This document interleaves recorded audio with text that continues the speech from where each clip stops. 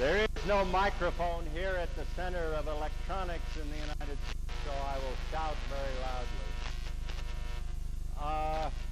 It's a tremendous, I'm very happy to be here because this Jansky lecture is the most prestigious lecture in astronomy in America.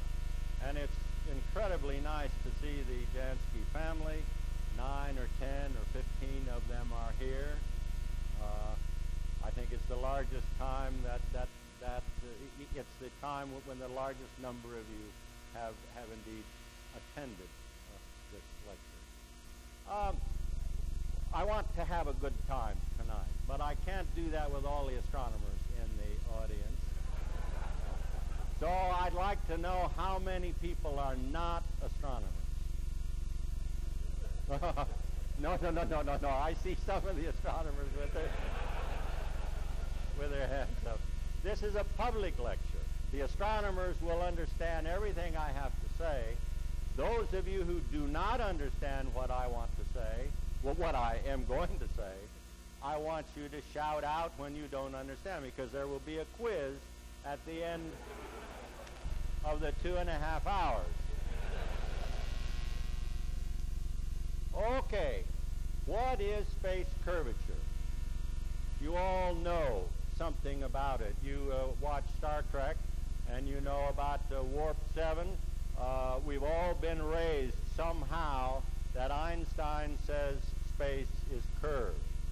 What I want to do tonight is to go back 200 years and for the non-astronomers in the audience to leave here with some feeling what space curvature actually is, whether it's science fiction or whether it makes a difference so we can measure it, and the attempts then in the last 200 years to measure this very elusive but central statement that space is curved if you believe in gravitation.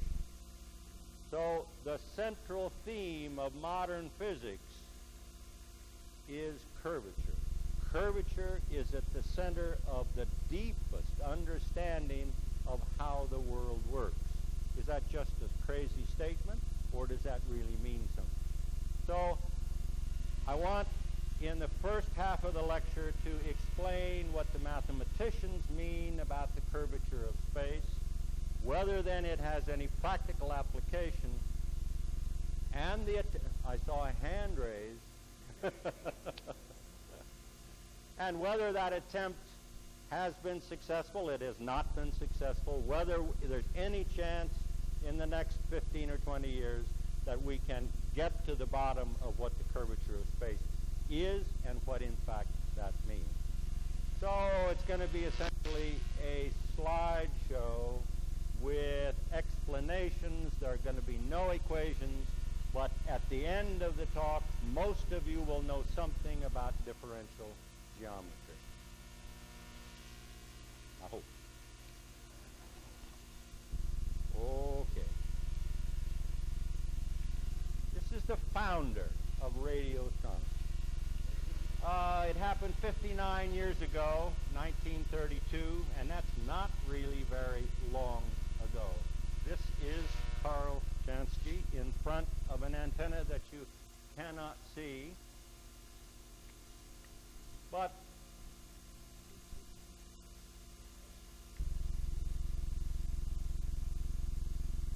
I can't see it either. Well, yes, but it wants to find a fuzzy focus, and that's because the antenna was essentially fuzzy. There must be an automatic focus on the projector that won't hold the focus. No. Anyway, that's a fuzzy picture of the founder of radio astronomy. No microphone, no focus.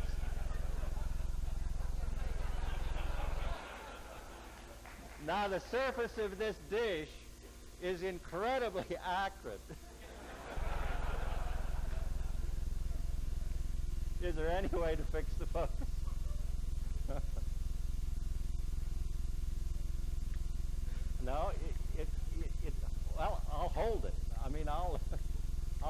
radio switches. But that has to be fixed because there's going to be a lot of lettering on some of these slides. Anyway, this is a 140-foot antenna that had so much trouble being made. It was, I think, the largest antenna at the time, 1965, 1966. And I know something about this because I was on the visiting committee, something like an 18-year-old astronomer coming to advise the National Radio Observatory on this most fantastic of machines that was, I think, over-designed at the time, or it was thought to be over-designed, but it has one of the finest surfaces now of any. Aha. All right. Now, this is only some 35 years ago, and it's incredible what the pace of discovery has been in radio astronomy. Radio astronomy is only 59 years old, and observational cosmology, which I'm going to talk about most of the night, is only 70 years old. So the whole structure of the world, based as it is on curvature, is in the lifetime of some of us, or almost in the lifetime of some of us. Observational cosmology really began in about 1920 with the discovery of galaxies, and that was only 12 years before the beginning of radio astronomy. Now, radio astronomy, although it was discovered in 1932, nobody paid very much attention to it, and it was rediscovered in World War II in a most fantastic way, and some of you know the story. It was discovered by radar people looking for the German airplanes coming across the English Channel, and one day, one morning, 5 or 6 in the morning, the radar people saw an incredible signal. The whole of the Luftwaffe was coming across the channel, but in fact what it was the rising sun. And that was the second discovery of radio astronomy. It was kept secret during the war. Hay, Parsons, and Philip were the second discoverers. And then after the war, when the electronics industry really took off, the whole of the development that we know so well here in Charlottesville and elsewhere began. Okay, what is space curvature? There are many people involved, and it begins essentially in pure mathematics. This is Lobachevsky. Most of you know Lobachevsky from Tom Lear.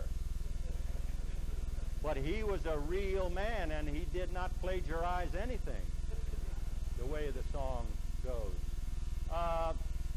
This man, together with Gauss and Boyar, began the non-Euclidean geometry, which at one time was the plaything of mathematicians without any practical value, and we want to go into that in a little bit. There are many people involved in this story, and here's the Hall of Fame for this situation. The mathematicians are on the left, and this is the logical non-Euclidean geometry. You all know something about the non-Euclidean aspect. The fifth postulate of Euclid about the parallel lines had never been able to be proved. So what Lobachevsky and especially Gauss found 150 years ago was that they could invent a logical geometry equivalent to Euclid's geometry, but which was non-flat. So it was a non-Euclidean geometry where parallel lines could meet at a distance less than infinity. Notice these dates. Gauss lived from 1777 to 1855. And he did his work about 1830, so that's only 150 years ago. Then coming down after the logic of the non-Euclidean case had been established, one of the greatest mathematicians ever to live was Riemann, who died at the age of 40. And all of physics now that supersedes Newton, which was taken over by Einstein, and we'll talk about that in a little bit, is based on Riemann's generalization of what Gauss did for two-dimensional surfaces. Riemann generalized to an n-dimensional space that was non-Euclidean. And then all these people, Christoffel, Ricci, Levi Civita, generalized on that, and all you people who have suffered through differential geometry know these names exceedingly well. And it was their development which was crucial for Einstein in his general theory of relativity.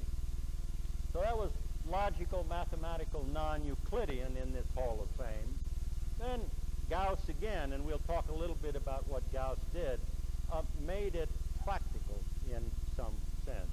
And Riemann's invention then to generalize that was, as we will see, not only mathematical, but he had some insight into the physics of the situation, which then Einstein generalized in his general relativity.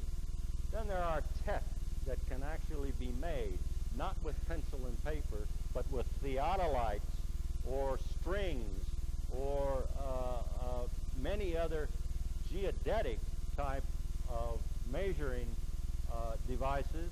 Gauss invented such tests. Karl Schwarzschild tried such tests, and we'll talk about that in a minute. Eddington was the first to succeed in those tests. Hubble tried it. All of these people were unsuccessful. And then we tried it. By we, I mean all of the modern astronomers starting in 1950. And we've all been unsuccessful also. So that's what I want to now go into some detail about. This is one of the greatest mathematicians that ever lived. This is Carl Friedrich Gauss. And E.T. Bell, in his book Men of Mathematics, says that Gauss was in a group of people that included only Archimedes and Isaac Newton. Now, I don't know much about Archimedes, but we all know something about Newton. And Gauss then did the following generalization. He asked, is there some way, now forget about 3 dimensions, just look at a 2-dimensional situation that was later generalized to 3 dimensions, but consider a surface that is embedded in the ordinary 3-dimensional space that we see. Is there any way to find out whether that surface is curved? Now, what do you mean by curved?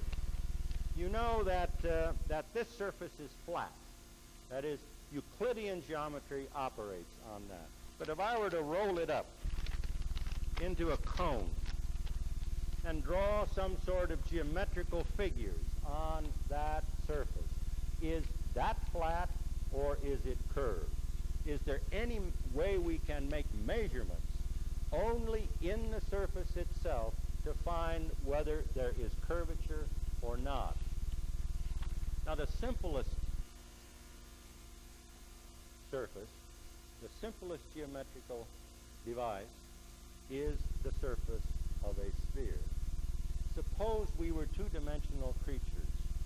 Is there any way, staying within the surface of that sphere, without ever looking out into the 3-dimensional embedding space, only staying within that surface, that you could find the radius of that sphere? So the analogous thing is, suppose the Earth were completely clouded, and you were asked to find, by measurements only on the surface of the Earth in some way, the radius of curvature of the Earth. Now, it's very easy to find the radius of the Earth if you could look out into the sky, and Eratosthenes did that back in 400 BC by looking at the shadow of various of the sun as he walked down in Egypt some 400 miles, and he found the radius of the Earth. But you're not allowed to do that. You can't look out into the embedding space. I'm asking, is there some way by measurement only in the surface itself to find out whether we are on a curved surface or not? Gauss showed, in fact, that there is such a way by making only geometrical measurements in the surface itself. And that is the most beautiful theorem in differential geometry. Gauss himself thought that that was exceedingly beautiful. How do you do it? Well, take an example. Take a bowling ball and take a pail of wax in the kitchen. Heat the wax and pour the wax over the bowling ball so you create a spherical cap. And you ask by going down along the surface a certain radius and drawing a circle, you ask for the area of that spherical circle on the spherical cap. Is that the same as pi r squared, which it would be in the plane? Is it larger than pi r squared, or is it smaller? Well, you know the answer already. Let the wax cool. Lift the wax off the bowling ball, put it on a flat Euclidean surface, and ask what you have to do in order to make it flat. You have to take a pair of scissors, and you have to cut somehow that spherical cap in order to flatten it. In other words, you have to tear the surface to make it flat. And that shows you, because there is area between the segments, that the area of that spherical cap is less than pi r squared. So if there was some way you could measure the area of a spherical cap of radius little r on the surface of a sphere and show the deviation from pi r squared, Gauss showed that that deviation what is related only to the ratio of the distance you move along the surface to the radius of the sphere itself. So only by measuring the area you can find then the radius of curvature of the Earth. Well, here's the example of what I was saying. So draw now the circle on a flat plane of zero curvature, and the area is pi r squared. Here is this spherical cap, and you have to cut that surface. You have to tear it in some way. So clearly the area in between the cuts is less than the area of the complete circle. That is a case of positive curvature. Case of negative curvature, you have to fold. There is more area now of that little circle. You have to fold the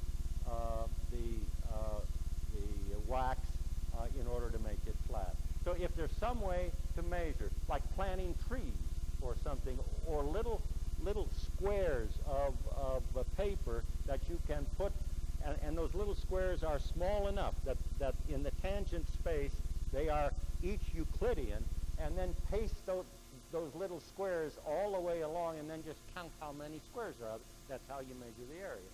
You can then find the area of that spherical cap. Okay, there's a simpler test.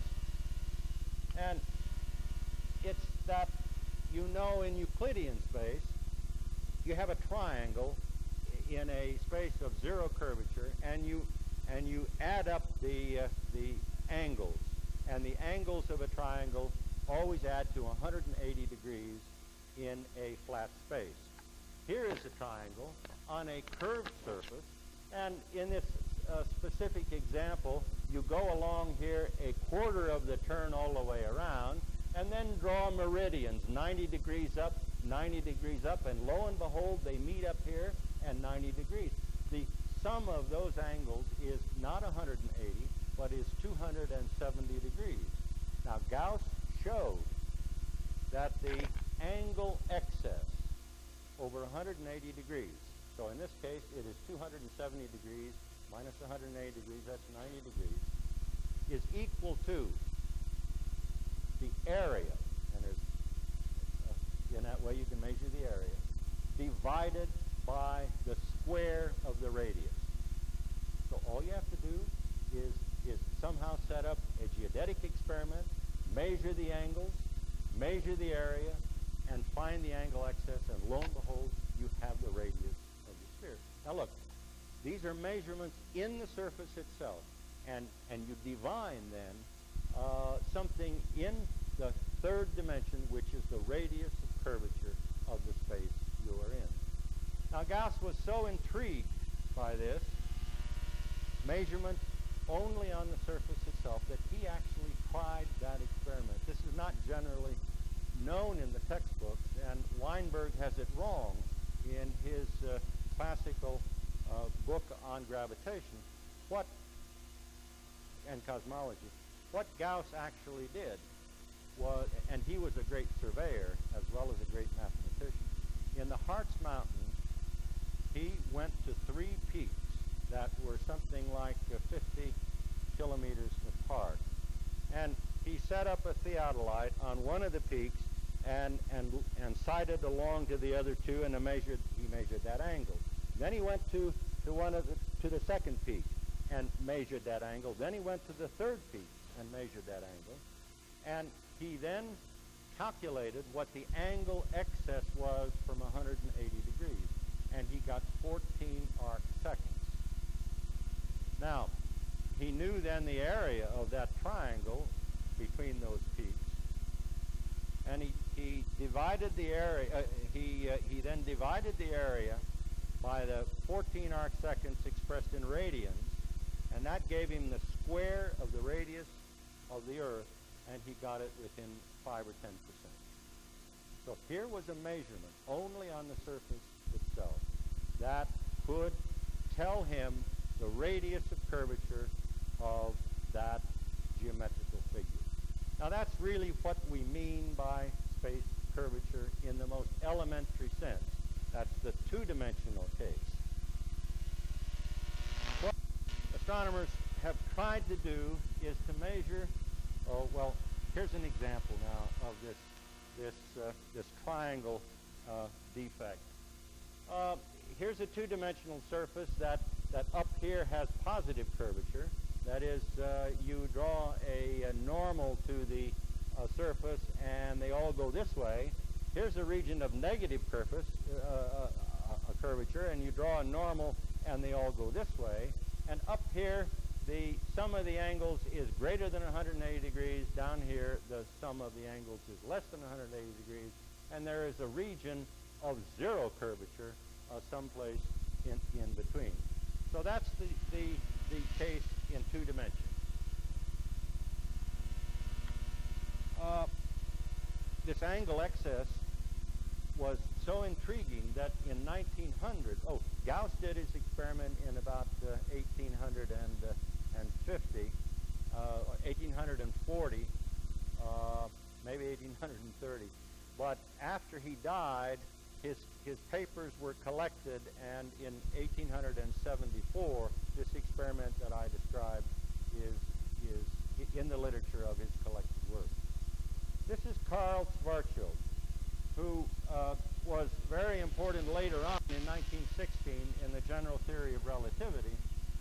But in 1900, he was so intrigued by Gauss's theorem that by measurements in the surface, you can determine the radius, the curvature of that surface, and whether the surface is flat, that he tried an astronomical experiment with stars. And with parallaxes of stars, he did an astronomical triangle and attempted to measure then the radius of curvature of astronomical space. Well, in 1900, galaxies were not known. We now try it with galaxies. But in 1900, stars were all that was thought to be in the universe, and Schwarzschild's experiment failed, but it was the first time that experimental geometry on an astronomical scale was tried. So, we had to wait until about 1920 when galaxies were finally discovered, when these nebulae of Herschel were finally seen to be island universes like our own, and the principal person that made this discovery is the Swedish astronomer Lundmark. Hubble comes later in nailing the coffin down of this problem of the galaxies, but in 1920, Lundmark had the right idea, and working at the Lick Observatory on a galaxy called M33, he showed from a spectra with a fairly small telescope that indeed all of these objects in this thing we now know as a galaxy are individual stars. Shapley had thought they were not stars. Many other people thought they were not stars. Shapley said that the resolution of these particular objects in what are now known as the spiral arms is so fuzzy that across the face of M33 there are no stars. But now look at a detail of this part of this galaxy now and indeed the whole of the spiral arm is resolved into individual stars. Lundmark knew this in 1920. Hubble finally in 1924 found a particular type of star, the Cepheid variables, which beyond doubt showed that M33 was very distant beyond the Milky Way, and galaxies in fact were then discovered. And here is just a montage of particular types of galaxies of various Hubble types that now is known to be the hierarchical description of the way the large-scale structure of the universe is put together. So instead of the Gauss attempt to measure areas and see the deviation from pi r squared, using galaxies and generalizing to three-dimensional space, the question is about curvature. Can you, instead of measuring areas, can you measure volume? And instead of planting trees on the surface of and counting the trees, can you assume that the galaxies are spread uniformly and just count the number of galaxies at different distances and see if that volume increases as r cubed, as it would be in Euclidean space, more slowly than r cubed, and if so, we would live in a space of positive curvature, non-Euclidean positive curvature, or more rapidly than r cubed, and that was the astronomical test using galaxies. Well, that was tried. Here is Einstein at the Mount Wilson Observatory. This was 1932, and he had already invented his general theory of relativity, which we will talk about in just a minute, how curvature, what we've been talking about space curvature, is so crucial to the development then of the dynamics of the situation. Here he is saying, and Hubble was in the audience, this is a blackboard which still exists, and any of you who go out to Mount Wilson and give a lecture will lecture on this blackboard. He's saying the radius of curvature, but now this is not quite as simple as the radius of the sphere. This is the Riemannian n-dimensional curvature of the contracted Ricci tensor of his general theory. Never mind all those words. Very few people still understand it who have not taken tensor analysis. But he's saying, is the curvature 0 or not? And he's looking right at Hubble and saying, why don't you go out and measure it? That's what Hubble did. This is Riemann now. Let me back up and explain the generalization that Riemann did to this whole situation, anticipating anticipating Einstein in a most incredible way by what he wrote 50 years before Einstein in 1916 did something to Isaac Newton, which we'll talk about in a minute. Before Einstein, Riemann in his generalization said the new metrics, meaning the mathematical description of the curvature in Riemannian non-Euclidean geometry, will replace questions concerning the material universe. And then look here, the binding forces holding it together, and all of this will be reduced to matters of pure geometry. Now that's what Einstein said in 1916, and that's what general relativity is all about. And then there was a man called Clifford at about the same time who said something even more prescient. Matter is only a manifestation of curvature in a space-time manifold. Now those are very modern words. They strike to the heart of everyone who has taken any course in general relativity. Okay, one of the great philosophers, Charles Peirce, not Pierce, but Peirce, was a pragmatic philosopher at Harvard. He was a genius and therefore neglected. And he said something that I think everyone who is of a practical mind should really understand. A difference, to be a difference, must make a difference. So, is space curvature real? If it's real, it must make a difference that you can measure. So if it's real, we've got to be able to measure it. And here's the man who attempted to do that. This is Hubble. He usually is seen striking a pose. He looks human here. And he's got a little cat. And that cat is really named Nicholas Copernicus. So, let me tell you what Einstein did. You all learn in freshman physics what Newton said. He said you take two masses, and there is a force of attraction between those two masses. There's no interaction. There's no contact forces.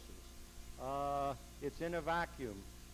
Nothing is exchanged. That's what Newton said anyway.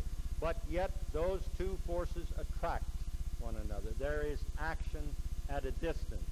Now how can that be? There had to be some magic between what you say or what the professor says, and the professor doesn't understand it either, is that mass creates a field. There is this mysterious thing called a gravitational field that this mass creates a field that then acts over here, action at a distance. Einstein said, I don't understand that. I'm going to replace this mystery with an even deeper mystery, although he didn't say it was a mystery because he said he understood it, and that is that matter curves the space. And the curvature of the space is what causes then the force of attraction. What in Newton's language is that particles move in curved surfaces, paths in straight space, and Einstein says no, particles like Galileo move in straight lines in curved space. Well, if that's true, curvature is at the heart of the modern theory of gravitation. And therefore, space must be curved, although it's not space, it's space-time. But never mind that. That's, let's just say three-dimensional space is curved in Einstein's idea of what gravitation is. Einstein traded one mystery for another, action at a distance, for the physical curvature of space caused by matter. Astronomers believe they understand what that means. And just like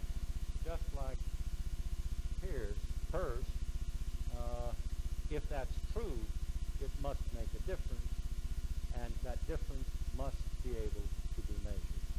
Okay, what Hubble did on Einstein's admonition in this time, I think he was as frightened of Einstein as anybody else at the time. He went out and, with the 100-inch telescope on Mount Wilson,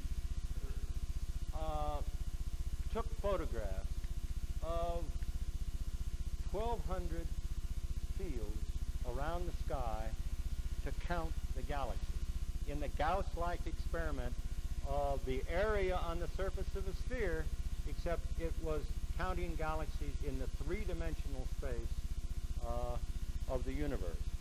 And this is a picture of the 100-inch telescope on Mount Wilson, the dome of that telescope, and here is the telescope itself. The venerable machine that started observational cosmology, because it was with this telescope that also the expansion of the universe was found. Now, we haven't talked about expansion yet. That comes in a minute when we will see that Hubble's direct Gauss-like experiment of counting volumes fails. Now, never mind the complication of this. And since nobody shouted out, "I don't understand you" yet, everybody, I think, has understood everything I've said. Right? Okay. If space is curved, remember the surface of the sphere. The area has to, if it's positive curvature, the area has to increase less steeply than pi r squared. If three-dimensional space is curved, the volume has to increase less rapidly than 4/3 pi r cubed, non-Euclidean. Hubble then counted, and all this is the logarithm of the number, and never mind the logarithm, just the number of galaxies brighter than a certain brightness against the brightness. And there are ways to translate that into volume from the numbers. You just count the grains of sand if the galaxies are distributed uniformly. And the brightness is if all these things are standard candles of exactly the same absolute luminosity. This is related to the distance. So you have a distance measurement, a volume measurement, and you just look whether 4/3 pi r cubed works or not. Here is the uniform distribution. And this plot goes all the way down here that he didn't show to bright magnitudes.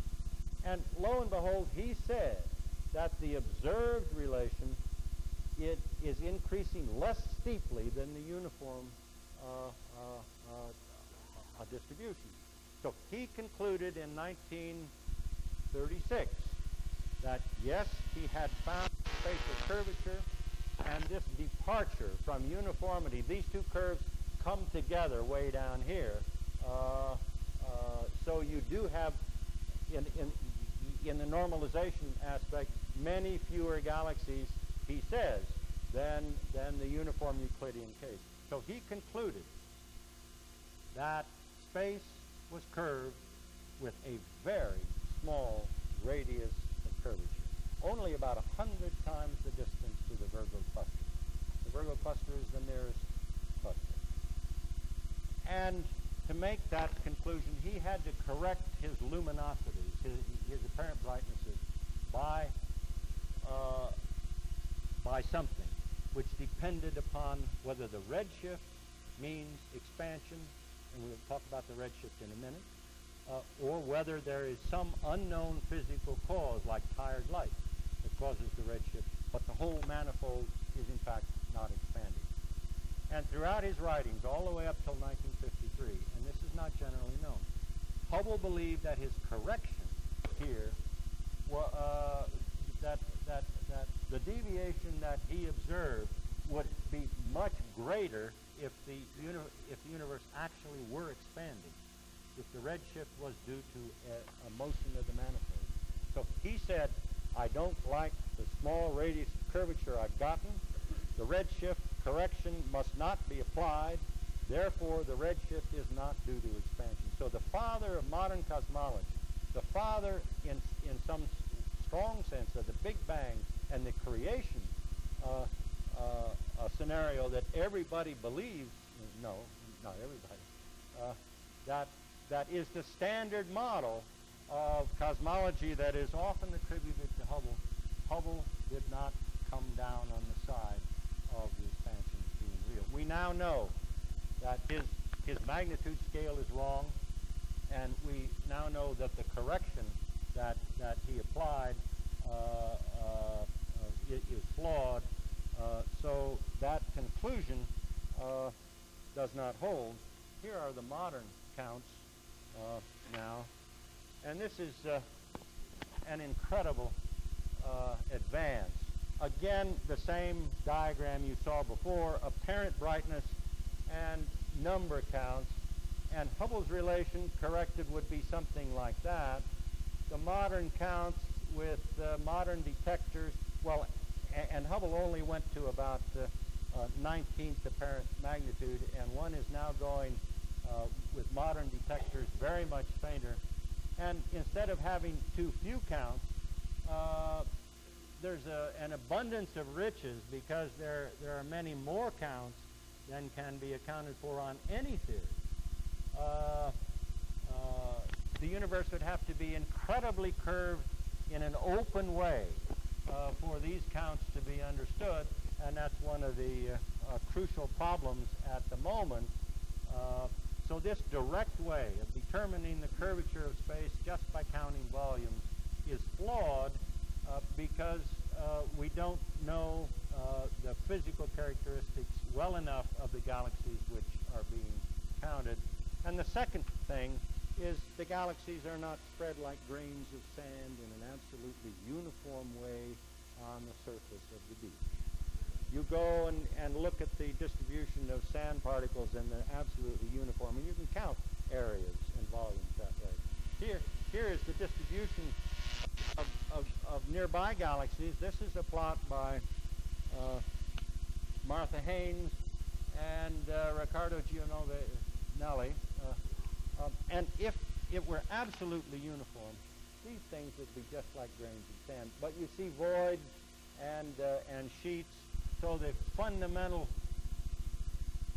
assumption that you can use galaxies as the marker of the volume and just count is at some level flawed, and the deviation from Euclidean geometry to curved space is so slight that the assumption that if you average this type of distribution over big enough volumes, you are homogeneous. To what degree are you homogeneous, and that we don't know. So this direct Gauss way of measuring the curvature of space cannot be applied. Is the problem hopeless then? Yes? Unless you want to generalize one step removed from the marvelous direct Gaussian way, and then make some assumptions. Well, how good are those assumptions? And now those assumptions are, suppose we say Einstein is absolutely correct.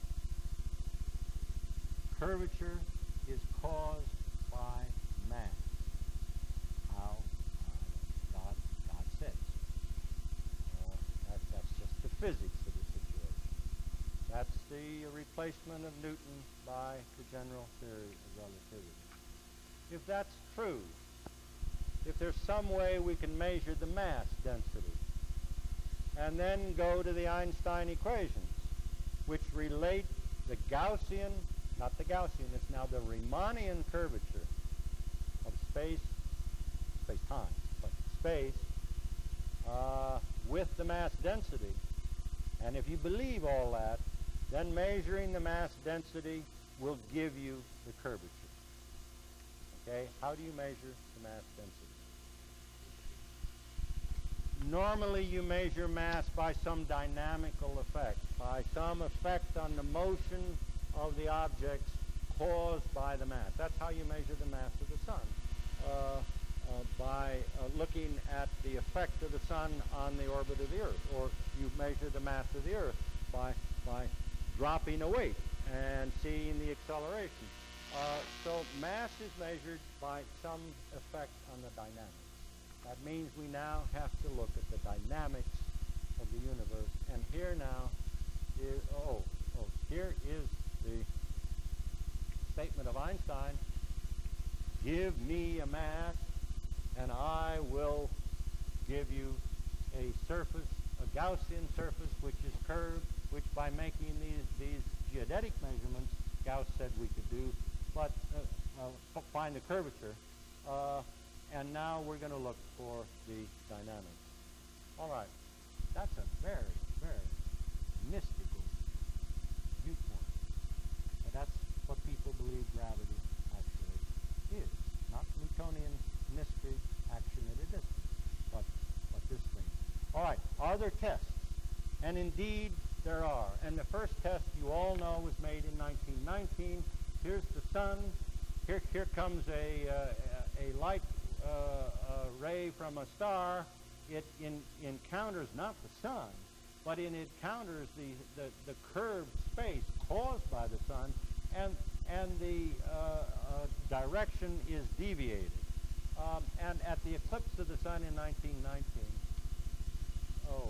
here are the inventors of this concept. First, there's Einstein. Now, this is a very interesting picture of Einstein. It was taken in 1932, and this is Lemaitre, the real father of Big Bang cosmology. But the reason this picture is so interesting is that Einstein only had one suit. And every picture you see of Einstein taken in 1931, 32, 33, it's exactly the same suit. I don't know why that's interesting. but there are enough pictures that's really the case. Okay, Father Lemaitre then invented from 1916 to 1927 the Big Bang cosmology, which is now, this is Eddington, who did the 1919 eclipse expedition, showing a deviation of the rays of the sun. All right, now let's talk about dynamics. I think the most amazing discovery in all of science, ever, is the redshift in the spectra of the galaxies. The further the galaxy is away, the greater is the shift toward the red of all of the Fraunhofer lines. That is almost unbelievable. What does it mean?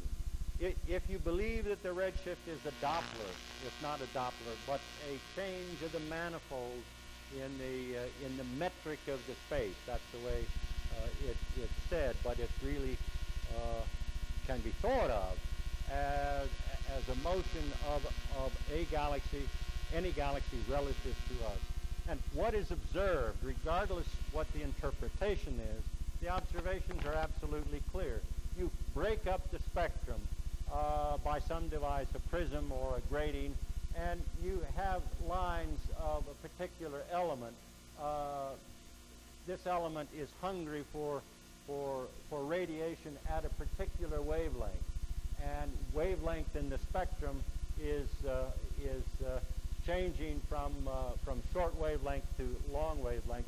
And now look what happens as the galaxy gets further and further away, and here are direct photographs of these particular galaxies enlarged to the same scale, so the angular size of these galaxies is decreasing, and as that happens, the lines are shifted progressively toward the red. That is the redshift. It's ubiquitous. Every single galaxy you observe, every place, shows this redshift. And out of that then has come the idea that the universe is actually expanding. And the nature of that expansion is such that a galaxy twice as far away from you as another galaxy is expanding twice as fast. The velocity field is linear, and that's a crucial statement. And the proof of that comes then in another diagram, never mind the details. But what is plotted here again is intensity, just like in the counts. And now what is plotted here is the redshift expressed in velocity. 1,000 kilometers a second, 10,000 kilometers a second, 100,000 kilometers a second. And this is the theoretical curve of the Lemaitre standard model if the redshift is linear, if the velocity-distance relation is linear. Okay, what does this have to do with space curvature? What we want to do somehow is to measure the mass density. If we can measure the mass density, we go to Einstein's equations, and then comes the curvature. Look what happens. You're looking back in time as you look out in space. It takes time for light at this enormous distance. These are all individual galaxies, many of them radio sources. 9 Jansky units, 1 Jansky unit in these plots, and many of them are not radio sources. But never mind that. Here you are looking back some 30% in the history of the universe. Now, what does it mean?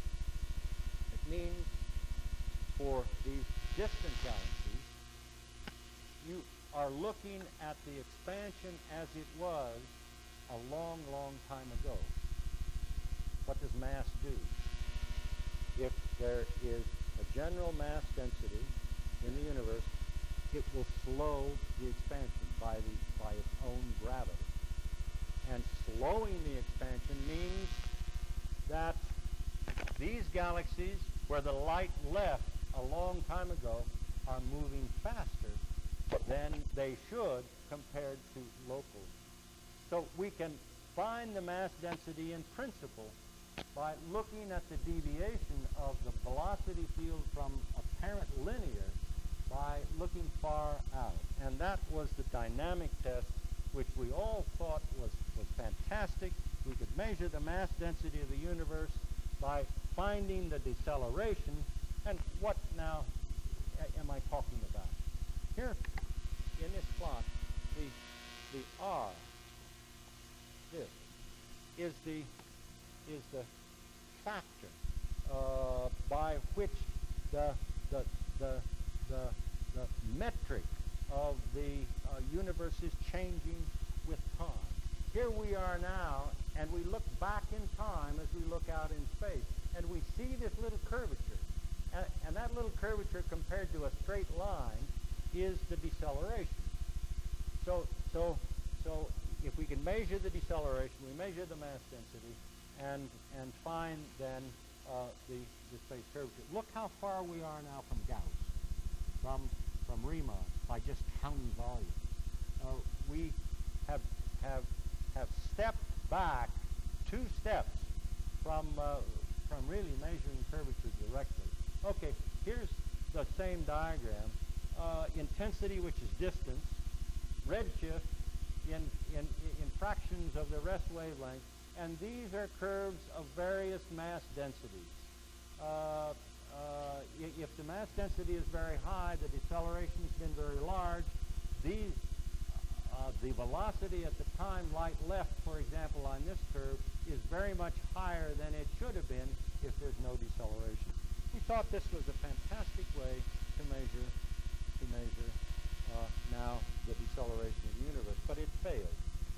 Some 10 years went by in attempting to carry this forward, and it failed because we are looking so far back in time that we no longer have the same stellar content to the galaxies and cannot then use intensity as a distance measurement. And so the effects of evolution come into this method. So that essentially failed, and we had to find another way. Now look what we're trying to do. We're trying to find mass density. We're trying to find deceleration. deceleration. You find deceleration by a timing argument. So in the last 15 minutes now, I want to tell you still a further abstraction from reality as to where we will go to again find the deceleration. And this is the history of this expansion. Here now is this scale factor. It's the ratio of or the distance that a given galaxy is from us with various times. And this is the dynamical history for a particular value of the mass density. And there are two time scales involved. If there's been no deceleration, then the so-called Hubble constant is this time scale here. Here we are now.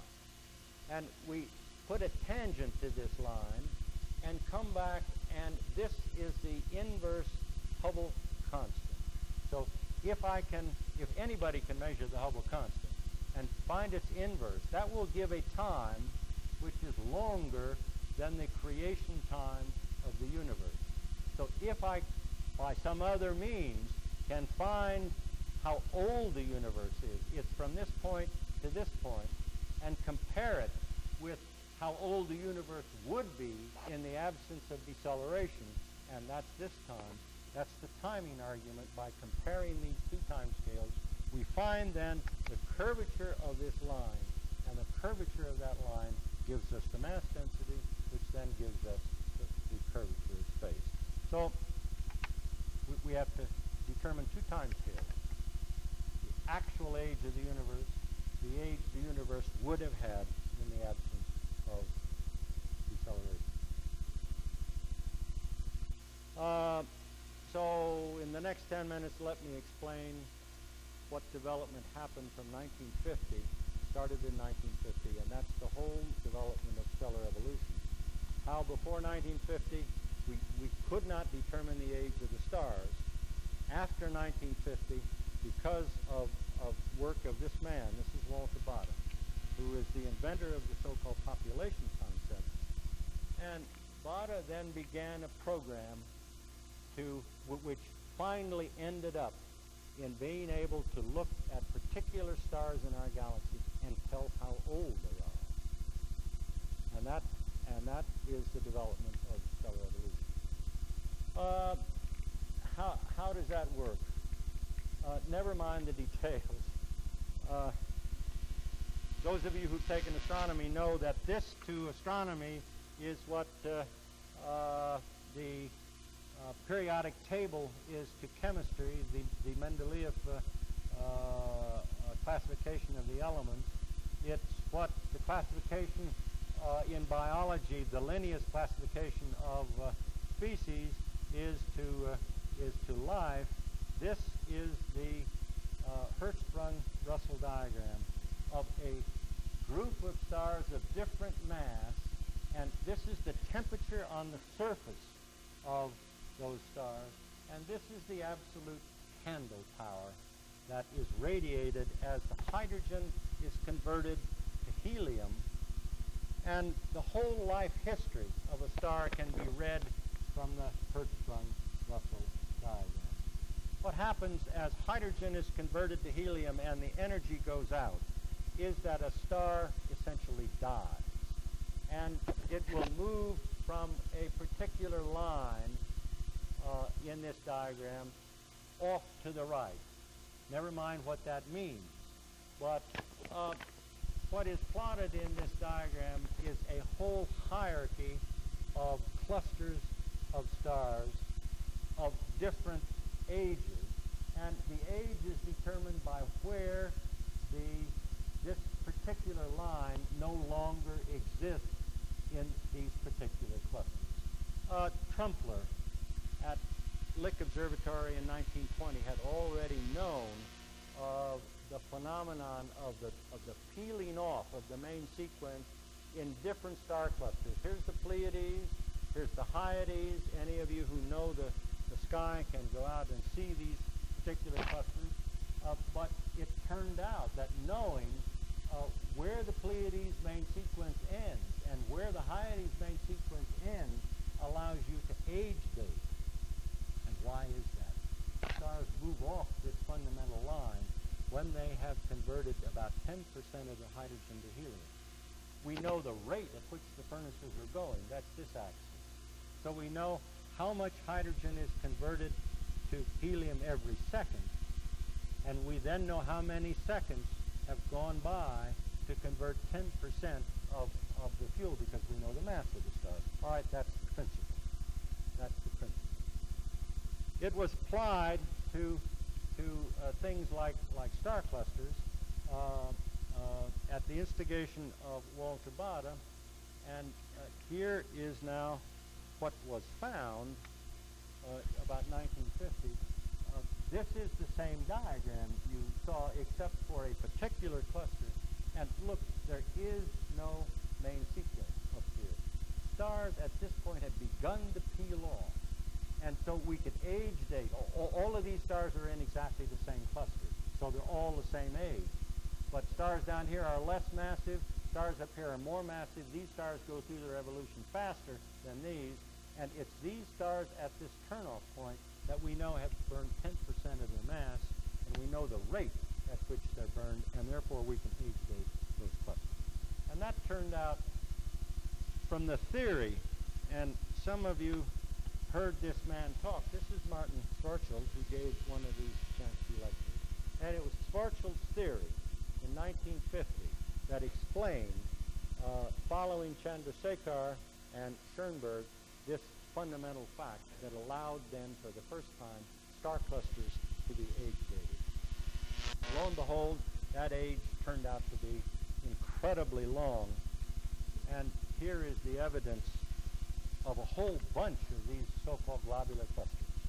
They all have a turn-off point at about the same absolute luminosity level, and it turns out that the age then of these oldest objects in our own galaxy is something like 15 billion years. So that's now almost one of these timescales we need. Almost. The age of globular clusters is not the age of the galaxy because we have to have some formation idea of how the galaxy was formed, how fast the galaxy was formed. Well, there are lots of ways now to go about doing this, and radio astronomy has come to the rescue in finding normal galaxies at enormous redshifts, or galaxies that are related to radio galaxies at the same distance, and you use the radio galaxy to find the normal galaxy in the same group. Here is a redshift which is huge. We're looking back something like 70% of the way to the creation event at a redshift that is this large. And here is the spectrum of a standard galaxy. And here are measurements of the intensity, broadband intensities, showing that you can explain the red part of this spectrum, and the astronomers in the audience will understand what this means. You have old stars in a galaxy that is so far back in time, light left so far back in time, but you already have stars that are some 3 billion years old. So light left 70% of the way back in time. You already have a galaxy having been formed 2 billion years from the beginning, and from observations like this, it is quite clear that if the standard model of creation works, galaxies form almost like that after recombination out of the Big Bang, and it only takes about 1 billion years for the first globular clusters to form. So if we can age date the globular clusters at about 14 billion years, we add 1 billion years for the formation of galaxies, and the age then from the creation event would be 14 plus 1, which is 15 billion. Now, 1 billion years seems like a short time, but 1 billion is an enormously large number. Don't worry about the kroner. That's a $2 bill. So how big is a billion? You stack $2 bills up, and if you can stack 50 $2 bills in a stack 1 centimeter high, then a stack of $2 bills that is a billion, that is a stack of a billion $2 bills is already about 10 miles high. So that's how big a billion is, although it's small compared to the age of 14 billion. We're talking about huge, huge numbers now.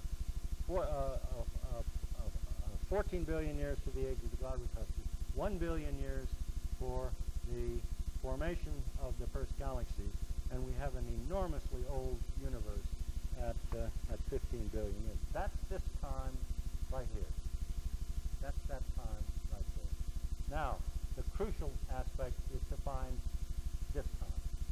And there's a lot of controversy about that. Let me just tell you that what the current situation is. That is related to the whole distance scale problem of finding precise distances to galaxies.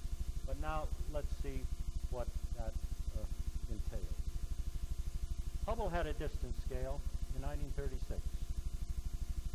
This is M31, the nearest spiral galaxy to us.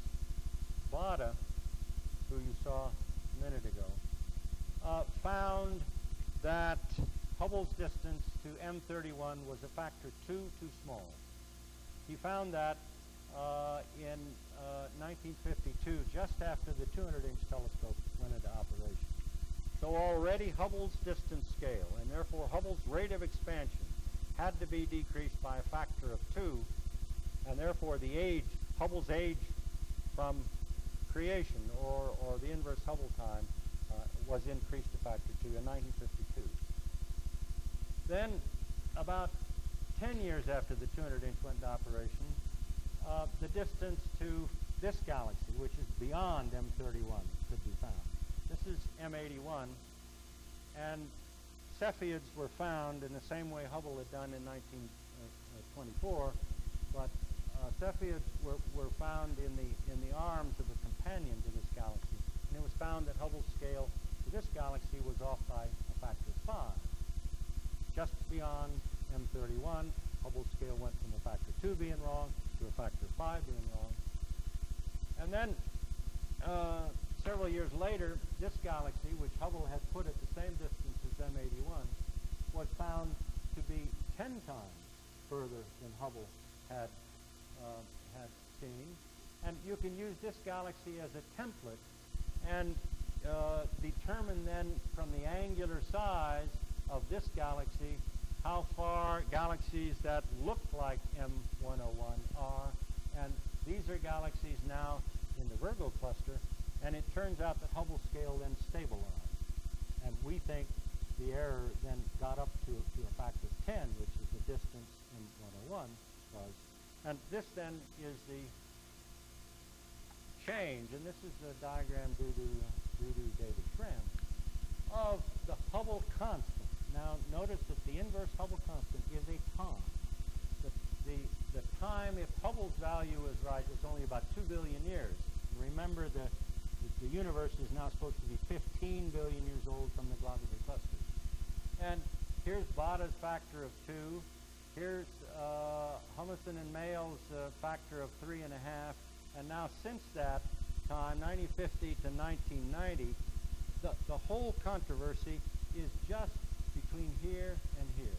Factor of, or Hubble constant of 100 compared to a Hubble constant of 50. That doesn't look like very much compared to the dramatic change after 1930, but it's this factor of 2 which is the difference between open and closed, the difference between high space curvature of a positive nature and of a negative nature by looking now at the deceleration and therefore the mass density of the universe.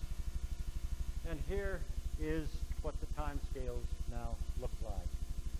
The age of the globular clusters and the age of the galaxy is somewhere between 13 and 18 billion years old. The expansion age, depending upon whose distance scale you like, is somewhere between 23 billion and 10 billion. And then you can age date the chemical elements from the radioactivity. And again, the time comes someplace between 10 billion, 20 billion, with the preferred values between 13 and 16. Now, the agreement of these three time scales is phenomenal. But we now have to measure it much more precisely. Oh, I wanted to find back the slide of R of t. Remember the two time scales.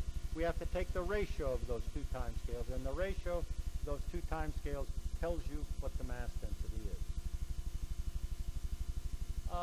So here's the time scale test. We have to take the ratio of the true age of the universe to the Hubble constant, and if now space is exactly flat, if the mass density is crucial, I mean space-time is flat, then the ratio of those two time scales has to be 2/3. That would then determine the curvature of space so that space-time is exactly flat. Grand unification theories that you've all read about in the first 3 minutes, Weinberg's book on the first 3 minutes, of how everything came out of the Big Bang, how flatness remained for the entire history of the universe, why the curvature is so almost flat now. This has to be true if now, and this parameter is the flatness parameter, if this number, which is the mass density, is 1, the ratio of these 2 times 15 to something like 23 billion has to be exactly 2/3. So this is a crucial aspect, and we don't know what the answer is. We don't know what the present value of the Hubble constant is to within a factor 2. One group says it's about 85 kilometers per second per megaparsec, an age of only 10 billion, or an inverse Hubble time of only 10 billion. The other group says, no, the Hubble constant is much smaller, so we have not got the answer yet. Okay, what does all this mean? It has to do really very crucially with what's going to happen in the future. If the mass density is so high that space-time is just slightly curved, the expansion will stop and contraction will begin, and we'll know what the fate of the world is. That's the eschatology aspect. That is what the final thing is. And the astronomers don't know what the final thing is, but Robert Frost knew in this poem that many of you probably know.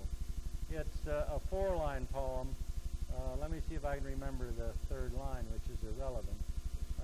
It says, some say the world will end in fire. That's if this 2/3 ratio of the times is correct.